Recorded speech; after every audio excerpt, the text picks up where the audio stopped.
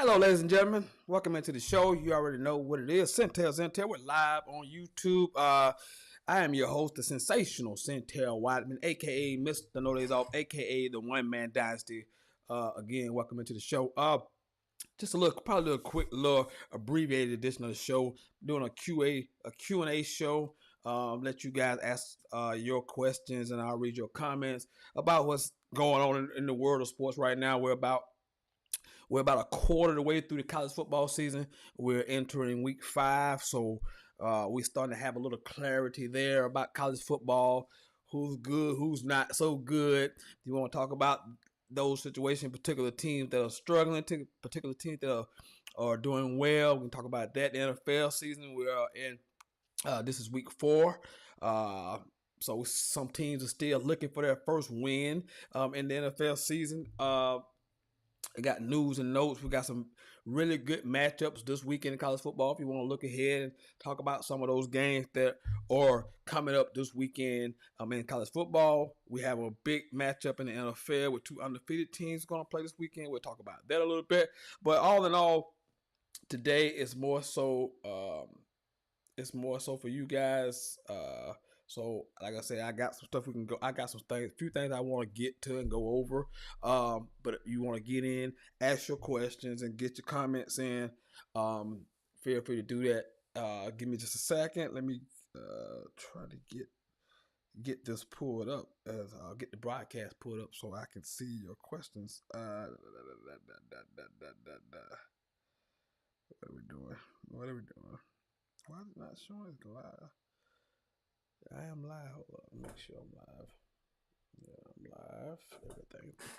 Feed good there. Make sure what we're doing here.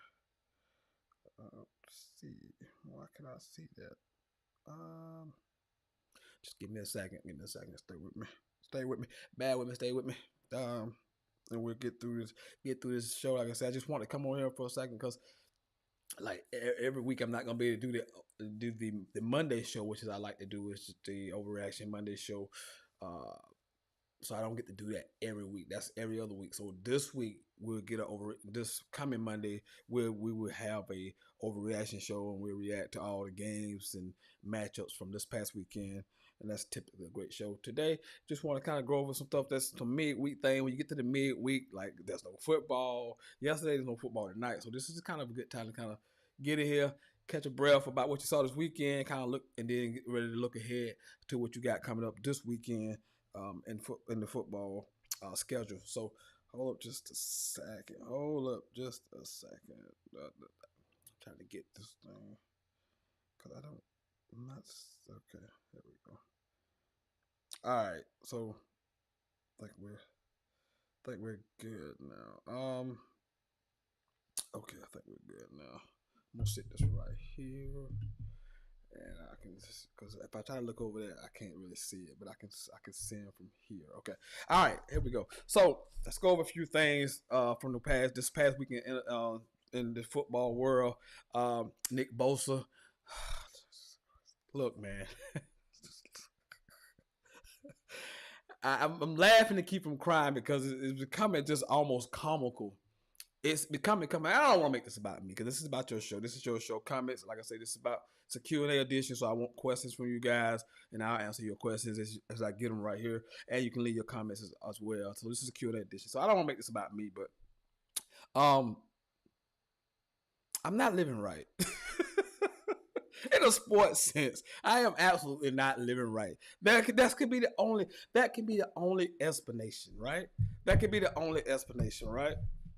Every team that I root for, whatever can go wrong will go wrong. You look at my Braves this season; they lost their whole starting rotation. Ronald Acuna Jr. was already coming off an ACL injury. Then they lose the whole starting pitching rotation at the beginning of the season. They lose the original 5 starters that was scheduled to start this season. They lost all 5 of those guys. 2 or 3 for the whole season. Chris Sale has come back recently, but you look at that, all the injuries there, and the Niners, man, we just, ever since really Kyle Shanahan has been here, this has been the thing, like the injuries. every season it's a just a just a mass unit. I mean, you look at the injuries now. Brock Purdy's out. George Kittle's out. Jawan Jennings is out. Brandon Ayuk is already on IR. He's already out. Christian McCaffrey was out last year. Trent Williams was out last year. I mean, it is just absolutely nauseating. It is just it's comical the amount of injuries that we've had since Kyle Shanahan has been here, and it's just sickening. So I want to get off. Like I said, I'm not gonna spend the whole show talking about the Niners and our injury concern. I want to fire who's ever in charge of sports medicine, who's ever the strength and conditioning coach, who is ever over that department needs to be fired. And I'm talking about and you know what? Again, Florida got a lot of other problems, but injury they also have a ton of injuries. Both the football teams that I root for seemingly have injuries that no other teams have. The amount, the magnitude of the injuries, it is just crazy. I don't get it. I'm cursed. I'm not living right in the sports sense. I don't know who I pissed off. I don't know if everything that every good fortune that I had went into the 2021 World Series title the Braves won.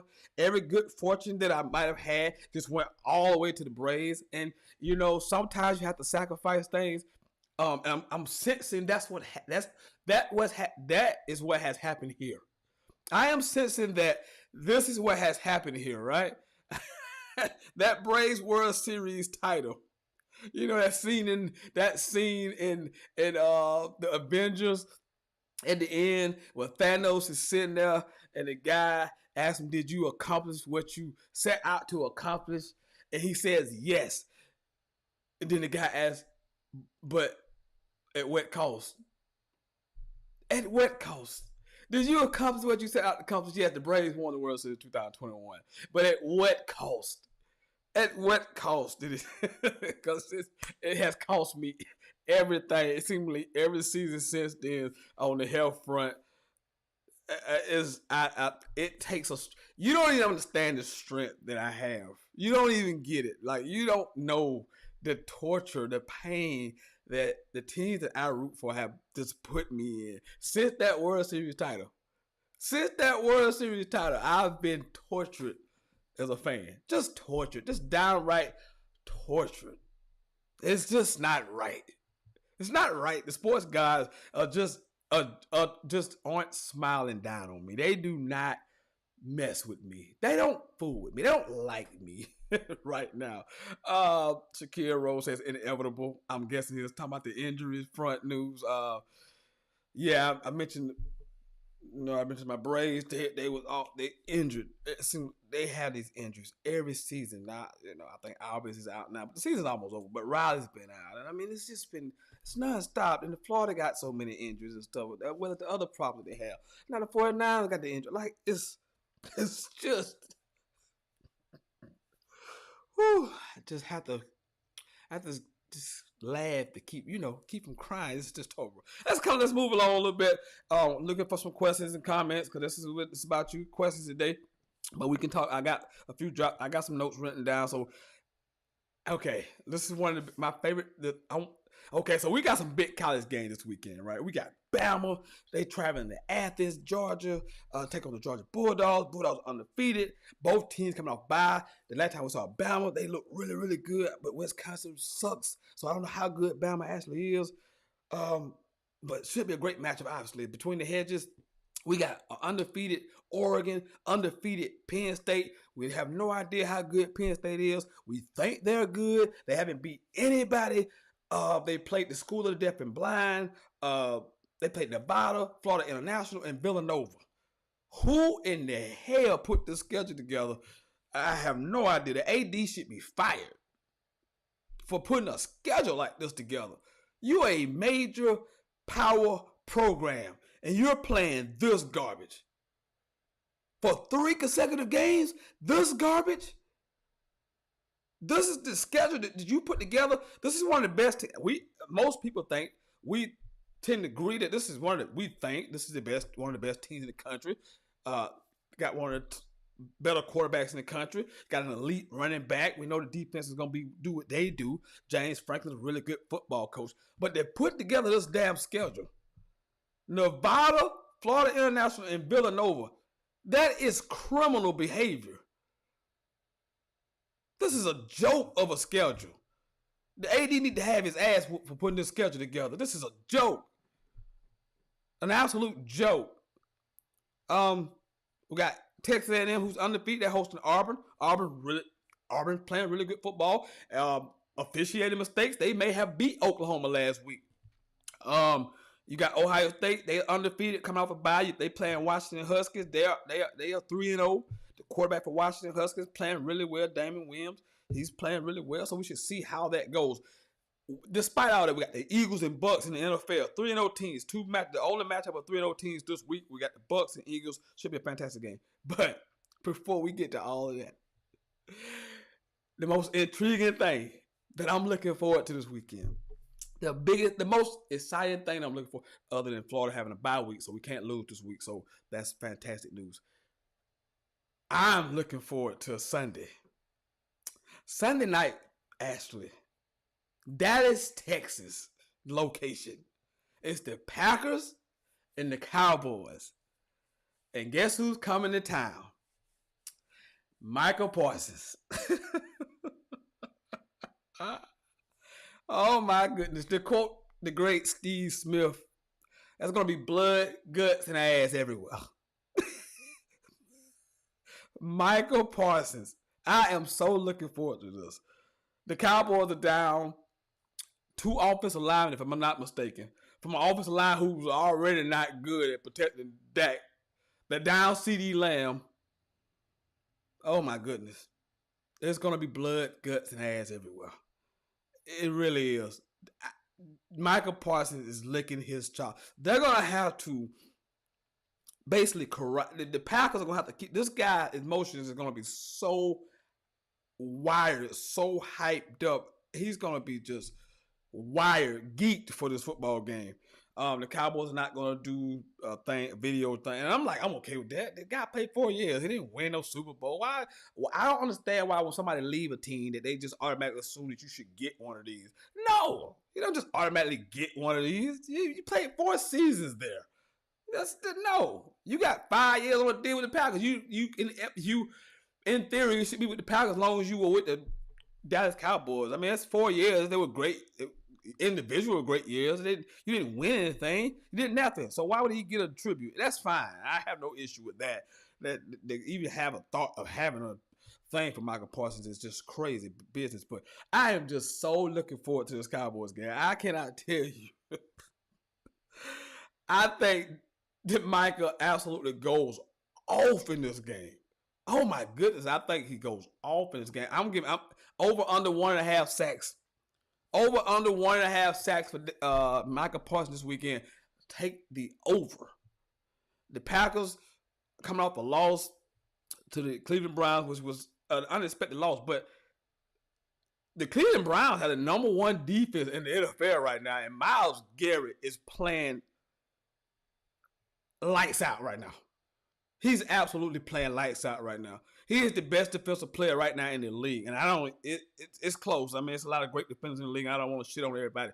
But Myles Garrett is just playing some of the best football. I mean, when we talked about this last night in a group chat, that when you draft the guy number 1 overall, this is what you expect from the guy that you draft number 1 overall, to be this kind of player. And then we kind of backtracked and looked at Michael Parsons. Michael Parsons.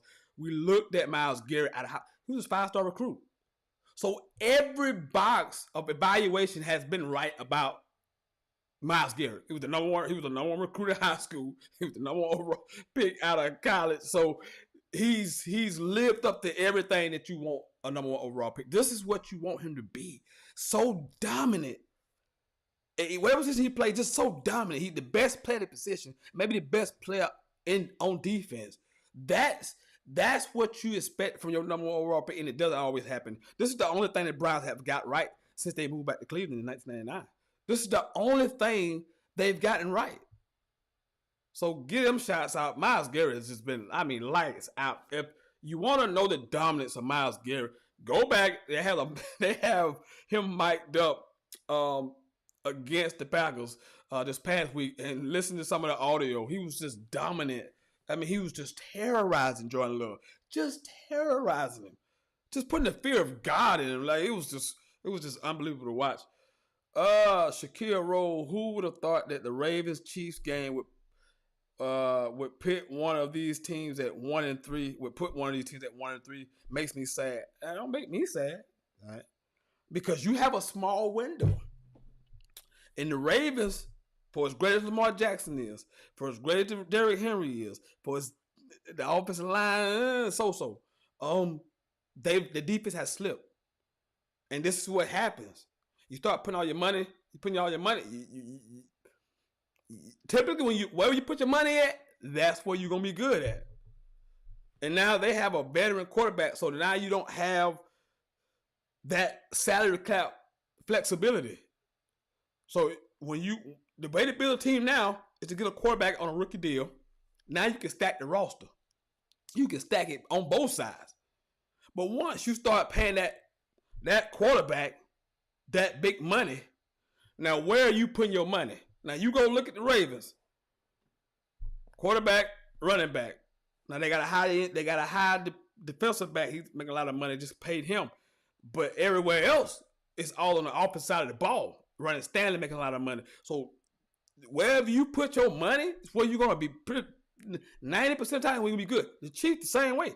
They got Pat Mahomes, but their money is on this side of the ball. Jones, eventually McDuffie. So they're pretty good on the defense side of the ball. Their money is on the defense side of the ball. So once you get to this point, you have to be very good at drafting. You have to hit home runs. And the Ravens have always been good at this, drafting very, very well. And I thought they had a good draft this year, but those players aren't playing very well right now. The Ravens defense is bad. Michael Jackson bad. And it started last season when they was like 31st in pass defense. So this is just a continuation. Now they're getting dominated on the line of scrimmage. Something you never seen before. I don't feel sorry for anybody. You just heard what I just said about my team. You think I'm going to feel sorry for other teams that can't get it right now? You have a small window to cash in a title. The Ravens could have possibly missed their window. The Chiefs got their championships out of it. But I think they're done in a sense of, and it happened to Tom Brady and the Patriots. This is almost eerily similar to the Patriots and to Tom Brady. Now Mahomes is going through the same thing. You got to remember, Brady won those back-to-back championships, and they didn't go for 10 years. So you have a small window to capitalize on the good football team that you have because every year is different. And there's so much parity in the NFL because of the salary cap. Now you're relying on scouting and drafting very well, and all of the stuff that you're relying on. So the Ravens have possibly missed their window because it's right now they're not good enough defensively to win anything. You can kid yourself if you want to. They're bad on defense. Bad. Chiefs are bad on offense. So I'm not at all surprised that these two teams being where they are. And they might have missed their windows. Mr. KDD might have missed it, but what are your thoughts on the Jags and 49ers this Sunday score predictions? Give me a second and bear with me, Keith. Bear with me for a second. Yeah, I'm kind of fighting through something right now. Nick Bosa's out, so I hadn't really gave no thought to the game. Jacksonville defense has played really, really well. You mentioned to me that the Jacksonville doesn't play well on the West Coast. They don't play really well. Don't know the status of Brock Purdy yet. Today is the first day of practice. I haven't seen the practice report, so I don't know if did he practice today or not. I have no idea. But if I factor in those things, the Niners have the top 5 defense in yards allowed. I think Jags like top 10 two really good defensive football teams. I'm still not sure about Trevor right now. He's still making a lot of mistakes. The receivers dropping a lot of passes also, so I don't want to put it all on Trevor, but he's still making throws that he shouldn't be making at this point. So at this point he is what he is. He's making throws that he has no business making. He's making turnovers that he has no business making at all. Um, so with that being said, if we get Jawan Jennings, I don't know stats Jawan Jennings. I know Ricky Pearsall didn't practice today. I hope that's a minor thing. I know typically CMC and Trent Williams don't practice on Wednesday. It's kind of a Veterans Day.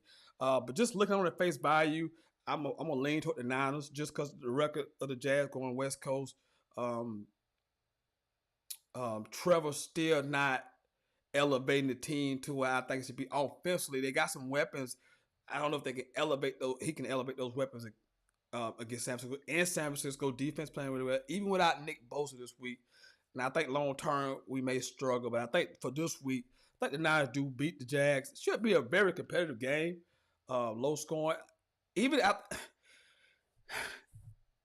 if Brock Purdy play, I would feel more coming. I'm not sure because here's the thing I told you about Mac Jones. When you have I told you, I said Mac Jones is good as a backup for a couple games. Because a couple games, he'll be good for a spot duty. What you don't want that backup quarterback going extended amount of games because this is why they're backups. Because once you get extended amount of looks at them, they start reverting back to who they really are. So it's just kind of, I'm hard to give you an answer without knowing the status of Brock Purdy. But I would lean more to the Niners, especially if Brock Purdy plays, even with the injuries.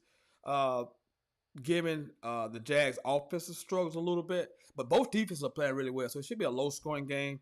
So with that being said, I'll go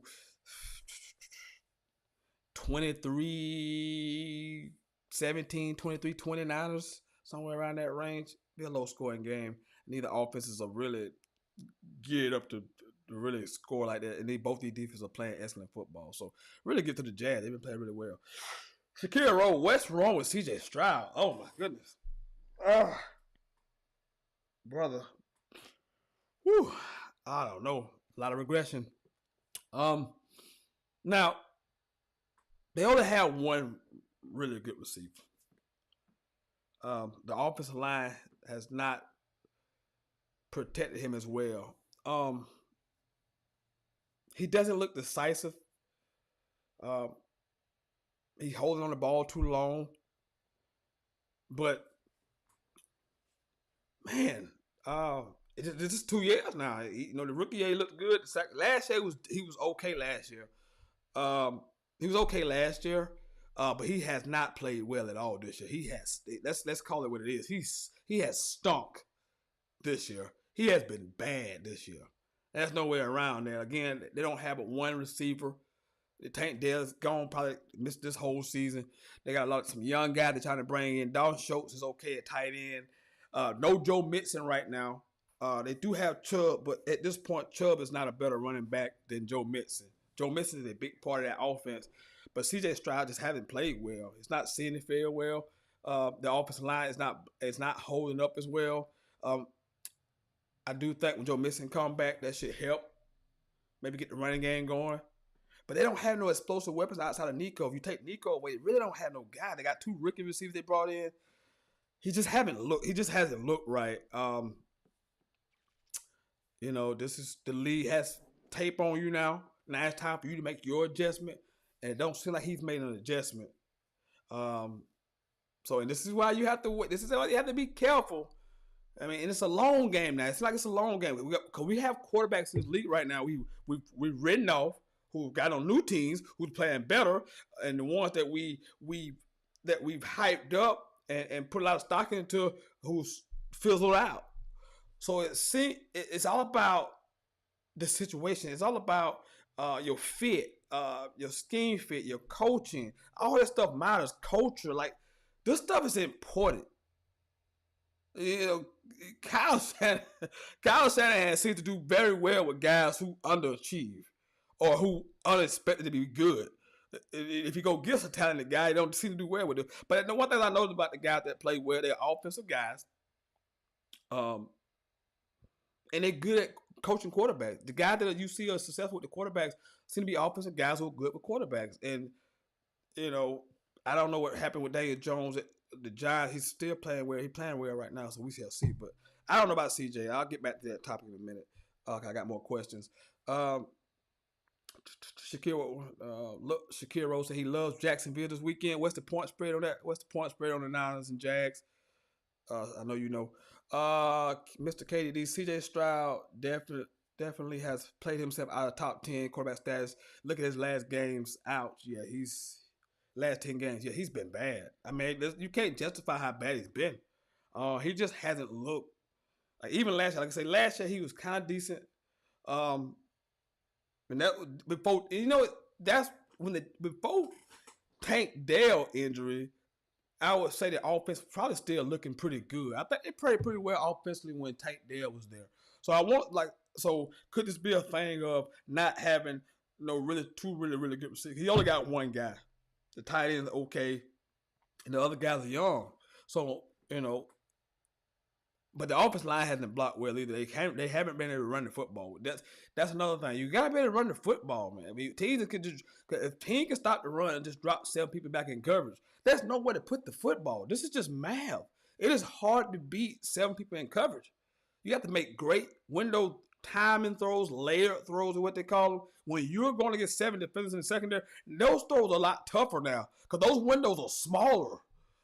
There's a lot of people back there. It's congested, so it makes it tougher. And then when you can basically double team your best receiver. Now these other guys who aren't as good gotta make plays. It's kind of tough.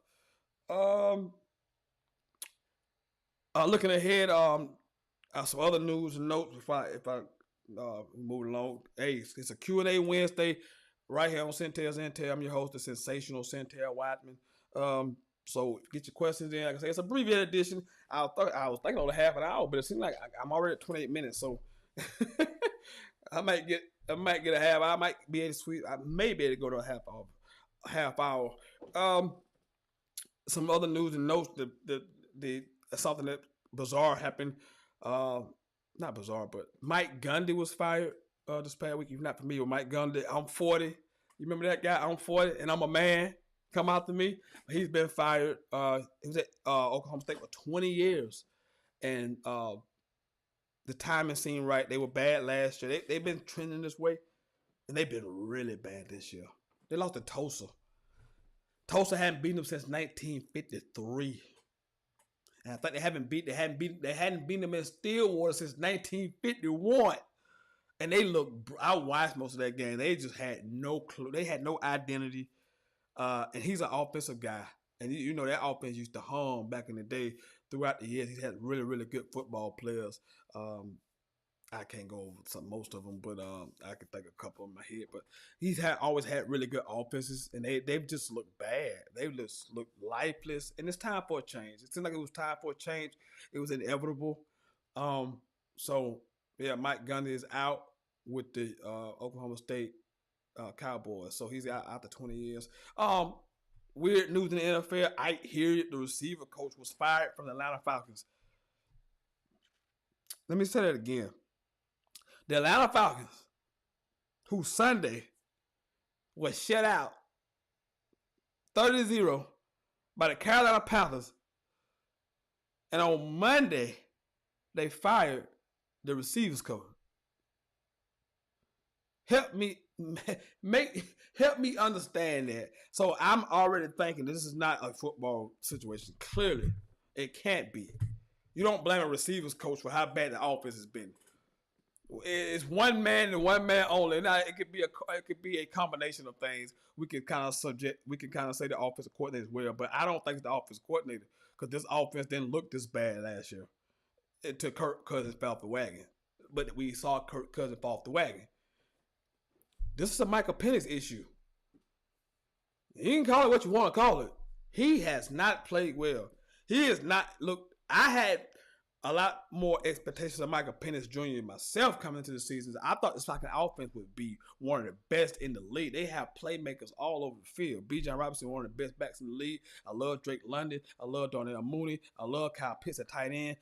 The offensive line is really, really good. That's not a protection issue. This is a quarterback issue. This is a quarterback issue. It's a young quarterback in the sense of NFL starts, but this is an older quarterback when it comes to his age and maturity level. So I thought that he would be able to, after those starts he got last year, I thought he would be able to step right in. This offense will start humming. It is not humming. There's no way in God's earth, green earth, that the Atlanta Falcons should ever be shut out with this offensive weaponry. It cannot weaponry. It cannot happen. It should not happen. The Falcons should not be getting shut out with this kind of offense.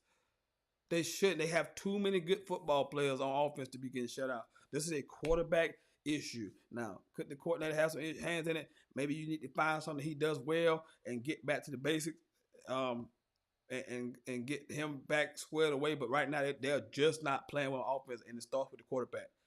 Period. He's not playing well. This is why this offense look like it does. Shakira Rowe, let me drink some water for this question.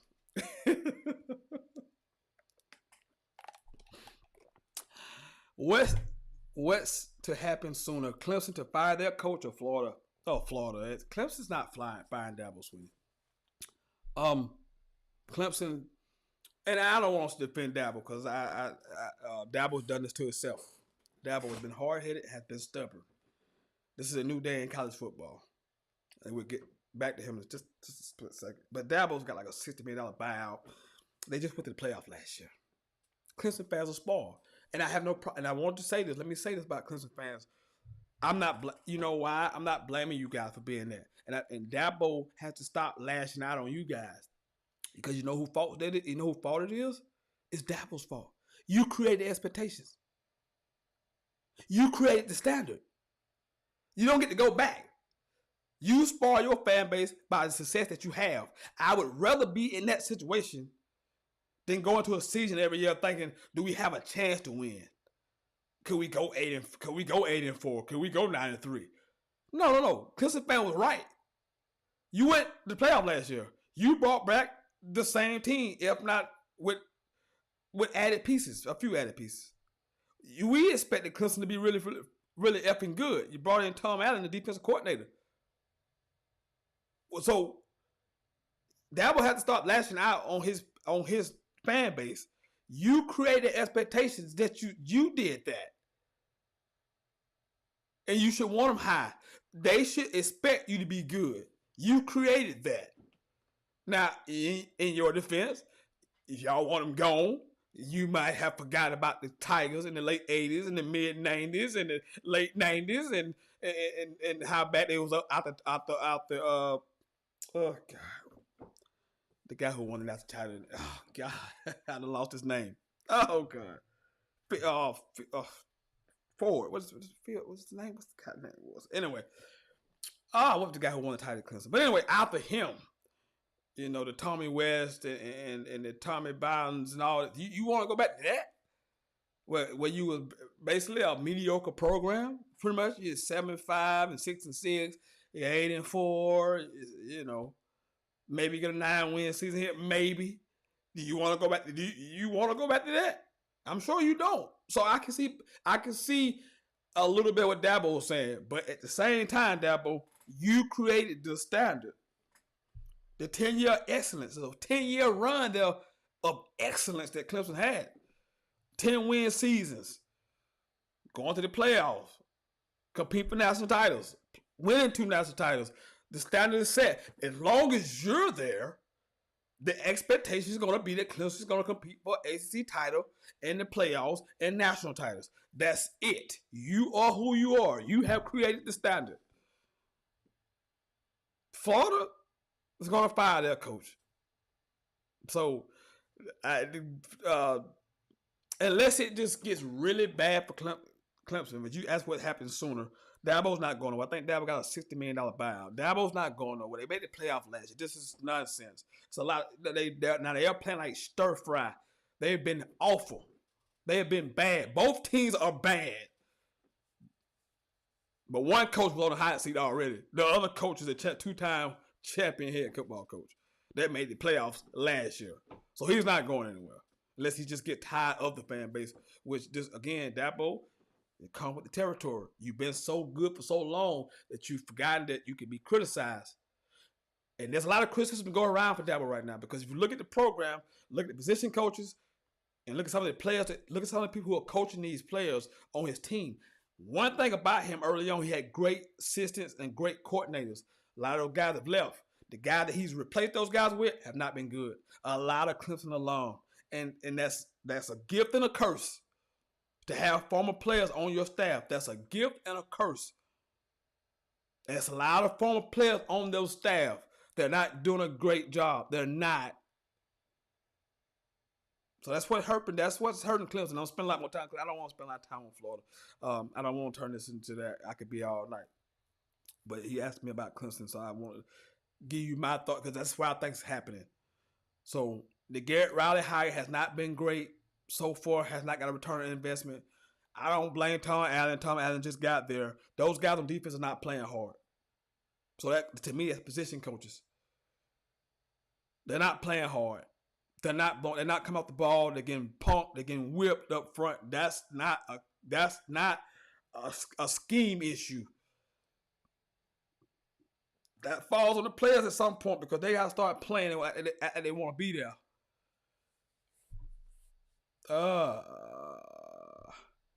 Shakiro and the Giants head coach as well. Yeah, he'll be fired too. I mean, putting Jackson Dart. That's another news I was going to get to. Jackson Dart is going to start this week. I perhaps would have waited. You do have Jameis there. Maybe put Jameis in. They have a tough stretch coming up. So maybe get Jameis to go through that stretch. You make a change. And then kind of get him on the back half of that schedule. It's a little bit easier. This is a tough stretch of games they have coming up. They have a tough stretch of games coming up. The schedule is tough. So I would have waited. I have no issue with that. Putting Jackson Dart in. Danny Ford. I keep thinking. Because I was just sitting here like... I was trying to... Ford. I couldn't say the first name.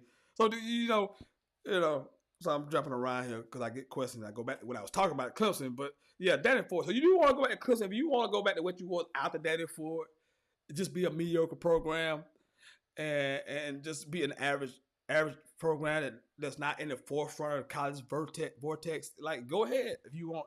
But not firing Dabo. That is a fan-driven thing. And I don't think they want to fire. They're just frustrated. Like Florida fans, we're just frustrated.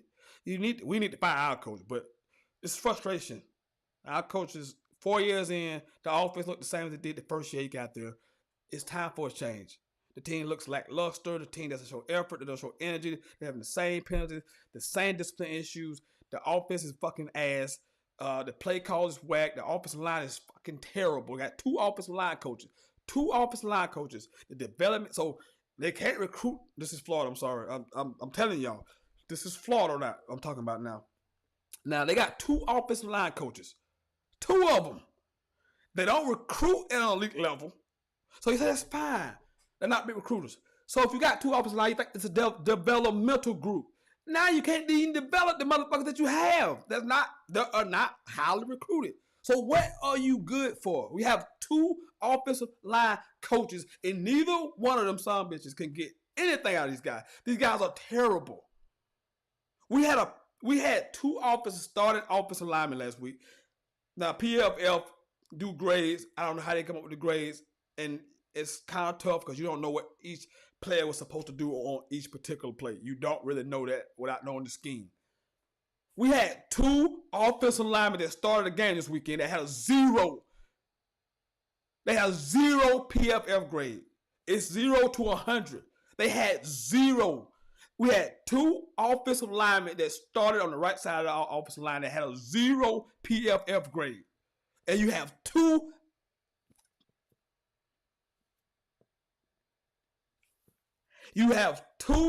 offensive line coaches. They can't recruit, and now it's very apparent that they can't freaking develop. We had an All-American center last year. He has regressed tremendously. We had a preseason All-American left tackle. He has regressed tremendously. It is just an absolute shit show on the offensive side of the ball. I don't even want to talk about the abject failure that is the Florida Gators. They are until William Napier is gone. It's my show. You want to ask about it? I will answer those questions. But I don't want to talk about these guys. I really don't. Mr. KD, Dabo has his nose in the overall recruits on offense and defense. If he lets Riley and Allen recruit their type of players from the portal or high school rankings, then Clemson would be better off. You would know more about that than me. You would have your post. I'm 20 minutes from him, so I do get a lot of stuff. I haven't heard that in particular, but Dabo has been stubborn with the portal. He only took one guy out the portal who's really, really good. This is just a new day. This is just a new day. If somebody can pull it up for me, I don't have it in front of me. You look at the top 10 rankings of college football teams. I think 7 of the top 10 were the top 7 teams in transfer portal rankings, because now they have transfer portal rankings now. So if you look at the top 10, AP top 10, I think 7 of those 10 teams, I don't have the stat right in front of me, are top 10 in transfer portal rankings. It's a new day. You have to use the portal. You have to be aggressive in NIL, and you have to attack the portal. Now, you can still recruit at an elite level and be good. Georgia does a great job. Ohio State, which even Ohio State last year, Judkins, Will Howard, those guys were transfers.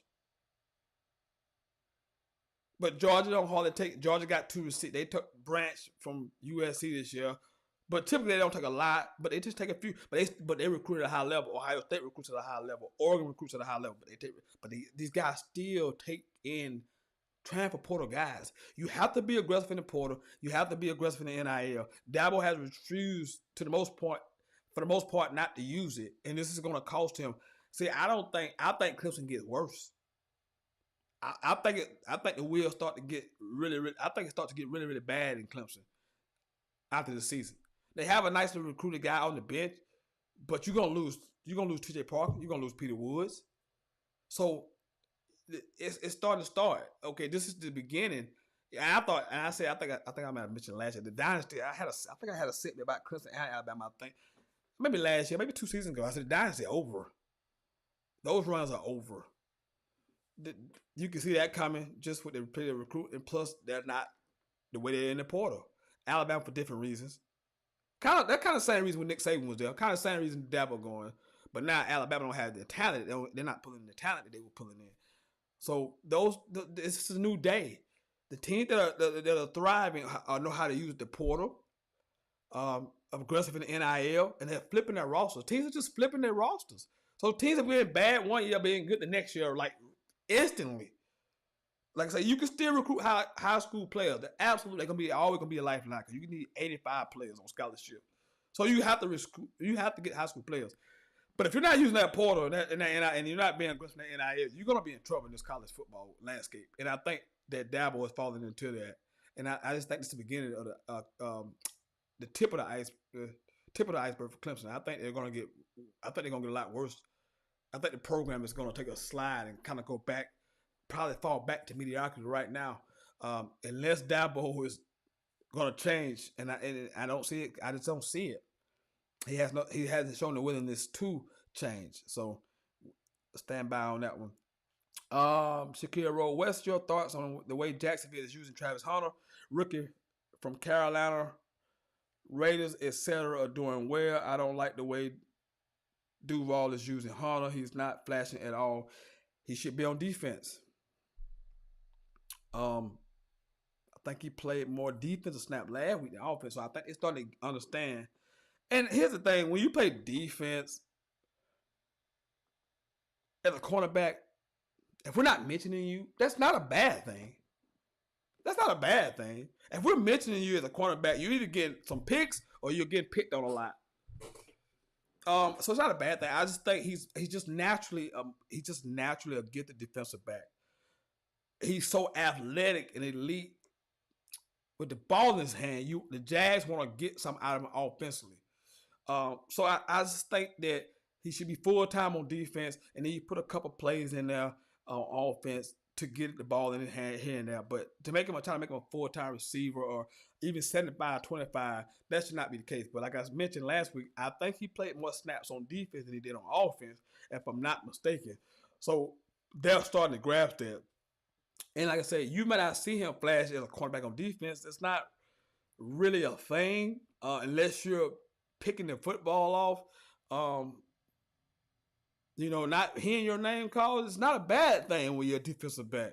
If I know your name like Trayvon Diggs, woo, not playing real good football right now. And that's for all the wrong. He's splashing for all the wrong reasons. He's splashing for all the wrong reasons. See, I know he playing bad. See, I can, I know the good cornerbacks, Sentell and Stingley and all those guys, but I can't really name all the other like a lot of other. I can name them all, but I'm not. But we're not talking about them because you either talking about the quarterback if they're doing bad or they're getting picks. So if we're talking about you and you ain't getting picks, then it's bad.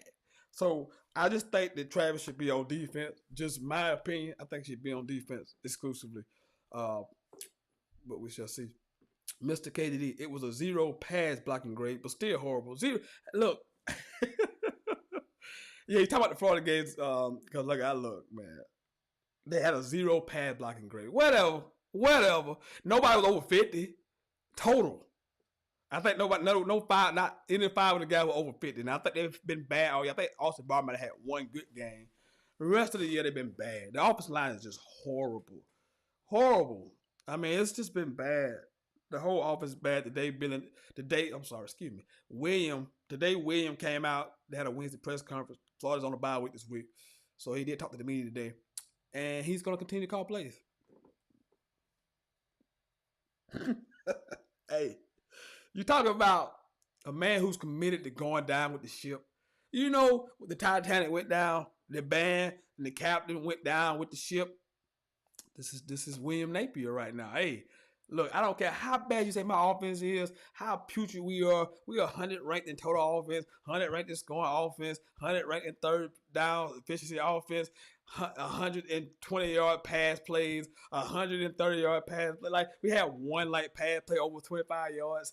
I don't care how bad this gets. I don't care how putrid you think my offense is. I'm gonna still call plays because I'm gonna go down with the ship. That's William Napier right there. That's the kind of stuff I'm talking about. Some of these coaches, and it's very hard because some of them are stubborn and in their ways. But I give a lot of props to coaches who can get out of their own way. Ryan Day did it last year. He had been calling plays every year up until last year. He brought in Chip Kelly.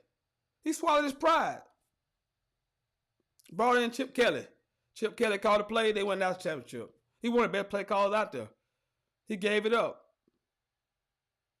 Trying to think of some other guys that was the first guy that came to my mind. I had another guy in my head that did the same thing. That was a great play caller. Oh, Mike Norvell down at Florida State. They go 2-10. They offense average like 15 points a game. He brings in Gus Malzahn, a head coach at the time, one of the better offensive play callers college football I've ever seen. He called and played Florida State. Look how they look. Look how much better Florida State looks with this year offensively. With the transfer portal, Thomas Castellanos comes in. They have a big game this weekend against, not a big game, but Virginia's 3-1, so it should be an interesting game. They go to Virginia. But look how much better Florida State looks.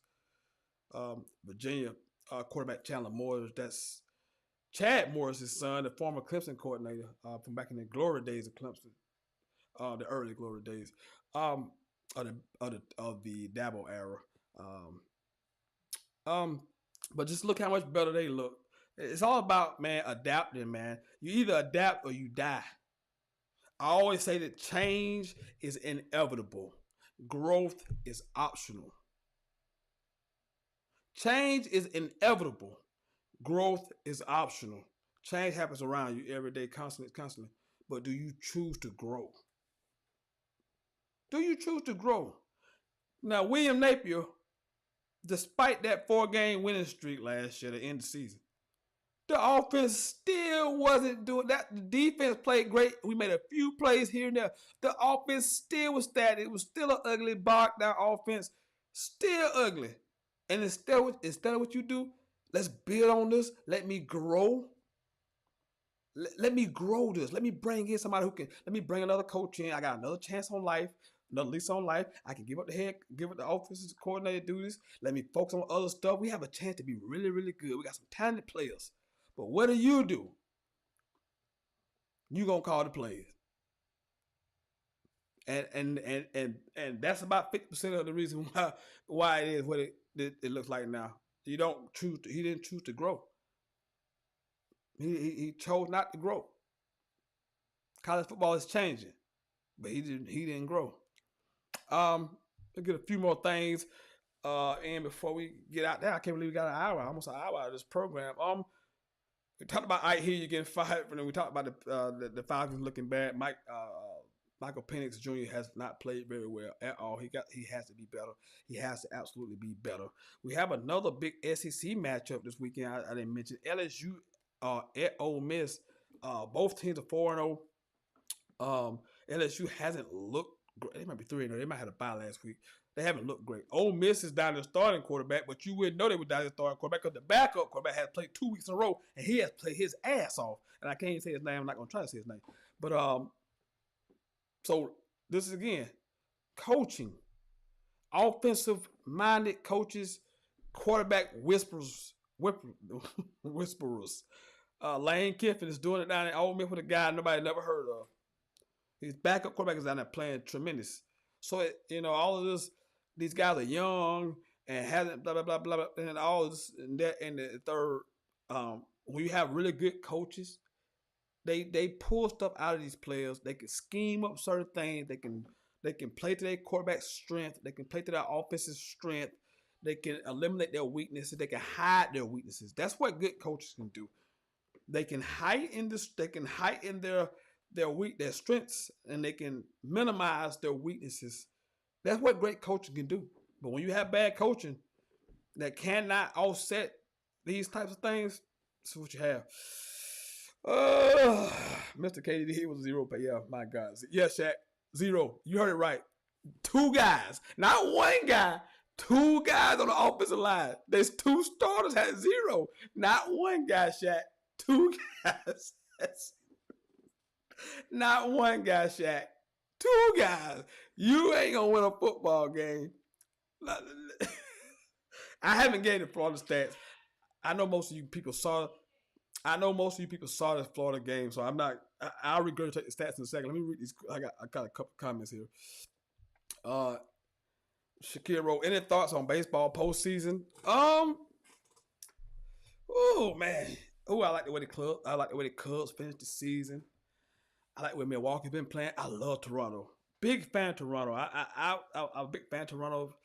It'd be interesting to see. I don't know what the race like the Dodgers and Padres. It's the last week of the regular season. So I wish you had. Damn, I wish I had wrote these notes down. I didn't get no notes on the baseball. I'm sorry. You know what? That's on me. I got in kind of late. I should have had these notes written down about the playoffs because most of the teams are set. I know the Cubs, like I said, I know they're in the playoffs, but I love the Blue Jays. I like how the Brewers have played the end of the season. The Dodgers have struggled on the second half of the season. Early on the second half of the season, they started to pick it back up. I don't trust their pitching. I don't like their pitching at all. I do. It's free. They got Cortez. It's free. Rodon for the Yankees. I'm talking about the Yankees now. The Yankees are hit and miss with me. Man, they hit a lot of home runs, but they strike out a lot. They hit a lot of home runs, but they strike out a lot. But that lineup is deadly.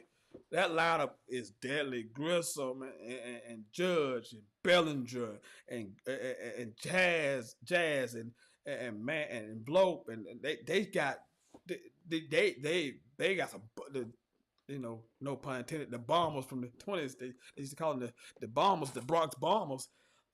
Man, they got some power, but they struck out a lot. I do like Free. I do like Rodon at the top of the order, the top of the rotation. But it's hard for me to handicap it. Let me have to think about it. I'll be better prepared Monday. I think the divisional round start on Tuesday. So let me get Monday.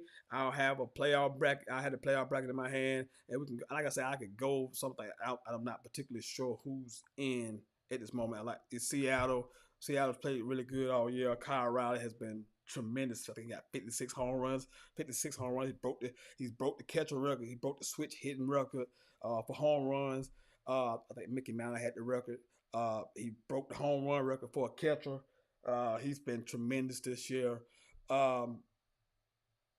The Phillies and Mets are battling for the NL East. I think the Phillies lead the division. Um, Trey Turner has Trey Turner. Kyle Schwarber has been an absolute monster this year. Kyle has been just mashing. Uh, but the Phillies have the pitching staff is Withers out with an injury. Nola is not been good. But Ranger Suarez and the other left hander they got. What's his name? Basket. Oh, what's his name? I can't think of the other guy they got. They got two lefties.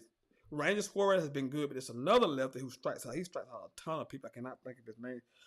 Uh, I think the Yankees will make it back versus. Okay, so you got the Yankees and Padres. I like the Padres. The thing I like about the Padres is they play the Dodgers so well.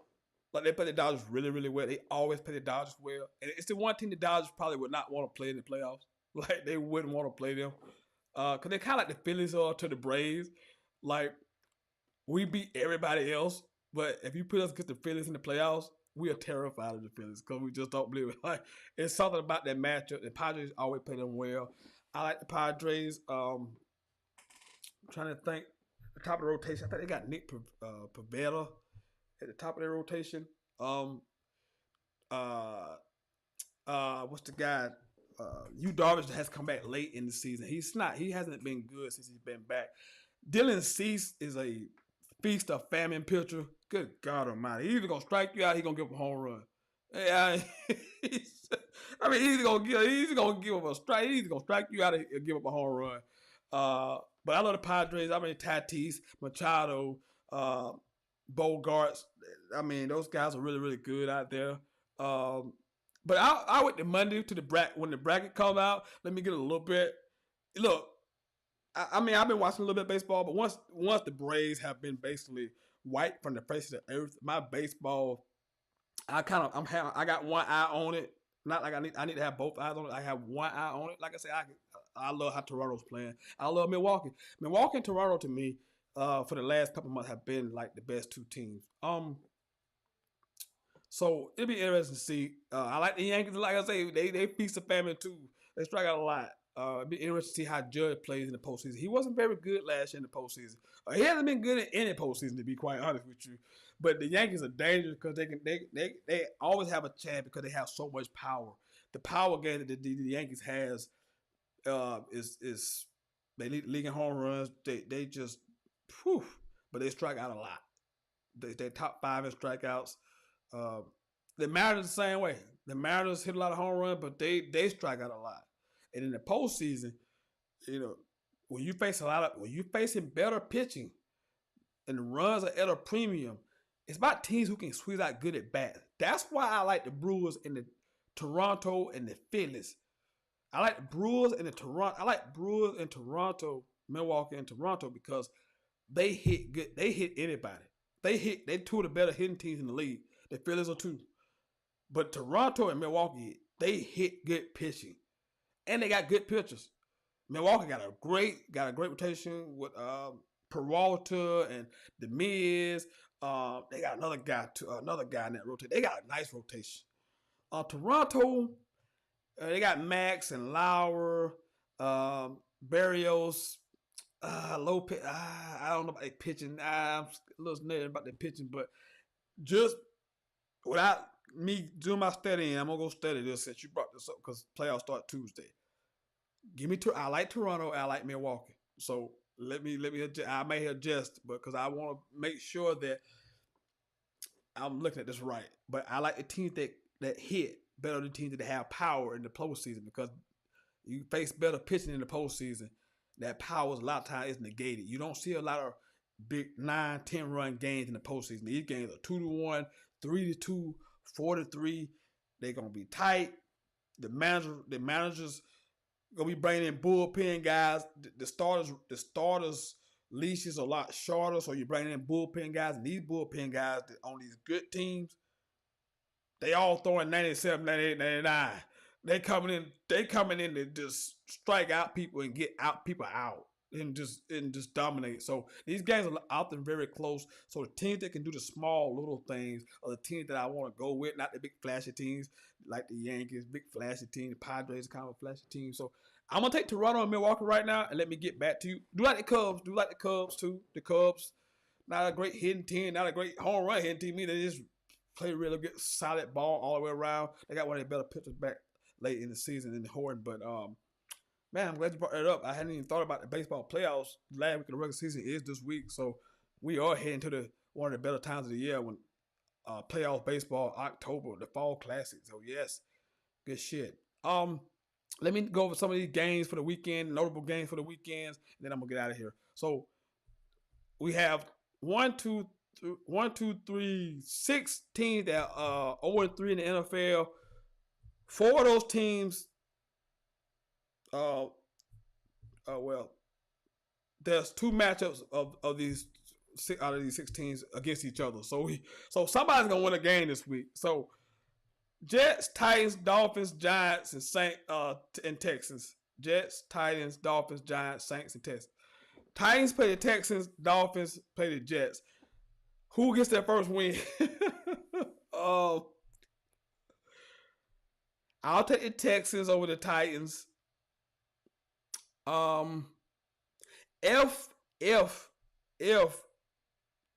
Justin Fields plays, I'll take the Jets over the Dolphins. I don't trust the Dolphins at all. So I would take the Texans over the damn Titans, Jets over the Dolphins. The Giants, they start Jackson Dart. I don't think they get a win this week. The Saints playing the Bills. They don't get a win this week. 1, 2, 3, 4, 5, 6. Okay, so that's it. So yeah, I think the Texans and the Jets get off the slide, and then that would lead the Dolphins, Giants, and Saints. Titans, Dolphins, Giants, and Saints, who other teams that don't have a win on the season. College football, we got Bama at Georgia, we got Oregon and Penn State, we got LSU and Ole Miss. Florida State going to Virginia, they're undefeated. Indiana, who just put up 63 points against Illinois last week. What a machine. Check out Indiana. Good God, Illinois was a top 10 team, if I want to say, last weekend, and they put up 63 points on them. They scored 40. They had 49 at halftime. They had 49 at halftime against the number 10 team in the country last week. Kirk and Nettie got them guys rolling in Indiana. Texas A&M host Auburn. They're undefeated. And I mentioned Ohio State and Washington, both 3-0 teams. They play this week as well. And then the Eagles and the Bucks, the only matchup of the undefeated teams this week. Eagles come out of an impressive comeback win over the Rams. And we talked about this in the beginning of the season. There are only a handful of teams that we think can win the Super Bowl. And with Rams were one of them. And I know people want to talk about the Eagles with Jalen Hurts because of what I said last week about Jalen Hurts, but I mentioned this already. I've seen him do this. So the frustration is not that. The frustration is not that he can't do this. I don't think he can't do this. Why doesn't he do it more often with the weaponry that he has at his disposal? He got AJ Brown in the ball this past week. They got Devontae Smith in the ball this past week in the game. He threw for over 200 yards. He ran for a touchdown. So we've seen him do this. So it's just a wonder. And teams are going to make him do this all season because they're not going to let Saquon Barkley beat them this year. No one's going to let Saquon Barkley beat them this year. If you can help it, if you can allow, I do think the Rams are one of those teams that I mentioned that can win the Super Bowl. They dominated that game for the first 3 quarters. And they had a chance to put it away. Matt Stafford missed Devontae Adams on a throw. That would have pretty much put it away. But that kept the Eagles in the football game. But give the Eagles credit. They come back. Jalen Hurts does what he needs to do to win the football game. Start to throw the football, and they won the game. So give them credit. But the Bucks are 3-0. They have 3 comeback from behind wins this season already. Baker Mayfield 3-game winning drive. They come back again last week and get a game winning drive to beat the Jets. After getting a field goal block, and but the Bucks are playing good. I think Mike Evans may not play this week, so that could be a factor. But Emeka Egbuka has stepped up, and he's a guy. He's a guy that can really count on. So should be a fun matchup. Eagles and Bucks, Baker Mayfield and Jalen Hurts. So the only matchup of 3-0 teams heading to the NFL season. That's all I have on the docket. Appreciate it. Appreciate all the questions and the comments from the live chat. If you're watching the program, remember to like, share, and subscribe If you got a Facebook page, Instagram, go on your page, share the podcast.